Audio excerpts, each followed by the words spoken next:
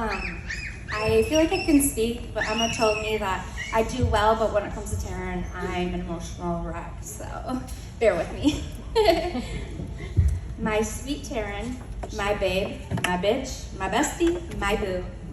It feels like it was only yesterday that I was laying in bed with her, asking her to give me all the details for the celebration today. I know to some, this might seem like a dreaded conversation with your best friend, especially at age 32, but honestly, it came so natural for us. Having deep and emotional conversation with Taryn always came so easy.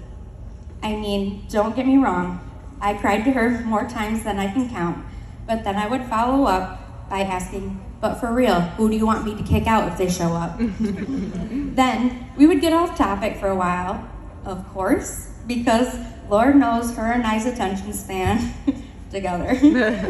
But eventually we would come back around to it, and I'd cry some more, and then I would continue to tell her how amazing she was for leaving us all with so much peace and love as she passes on. I can't tell you how many times I left her house crying, wondering if it would be my last day with her. At the time, the tumor in her mouth was the size of a softball, in addition to multiple tumors in her brain and throughout her body. She could no longer close her mouth due to the size, couldn't swallow her spit, pronounce her words. I got really good at reading her lips. On top of having a tube down her nose for all of her medication and nutrition.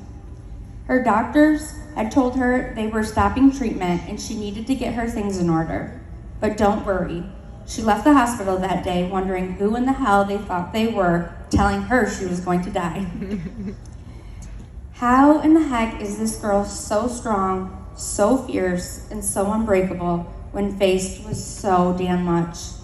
I know it was a mystery to all of us, and trust me, that is an understatement. I've seen firsthand her indescribable strength. I'm not trying to sound like a Dateline episode by saying, everyone loved her, she was amazing. But gosh damn it, it's true. Before we knew it, Taryn proved the doctors wrong, of course, and the tumor in her mouth started to shrink rapidly. She began running circles around me during our weekly trips to the grocery store, and I'd have to yell at her to slow down. Together, we were a deadly combo. She was on steroids, and I was forever hungry, and my God, she can cook some killer food. Suddenly, my friend I thought I would have to say goodbye to, I had to yell at because I couldn't keep up with her. She never skipped a beat. As the days passed, she grew stronger and stronger, and before I knew it, she went back to freaking work. I told her she's crazy, and she was supposed to stay at home and watch reality TV on the couch with me and shop till we drop. Sorry, Jared, but we did promise that we would slow down a little bit though, remember? But the lazy life aside, I was so proud of her. She was a true walking, talking miracle that was beating the odds and resilient as can be. Before long, there was a sense of normalcy for her, and she was getting her life back that she was so close to losing. When the cancer came back with a vengeance this year, it was different. She stayed positive, hopeful, and put up a fight. But we watched as the cancer took over her poor body, leaving her exhausted and ready for her to be out of pain. We all had to swallow the hospice news. But once she went to her mom's, she was surrounded with so much love. It was the most heartbreaking yet beautiful thing to be a part of.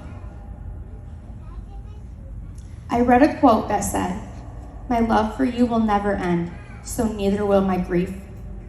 I know I'll never get used to living in a world without Taryn in it, and not a day goes by that I don't grieve for the memories we didn't get to make together. But she made it clear, she never wanted us to feel sorry for her, even after she was gone.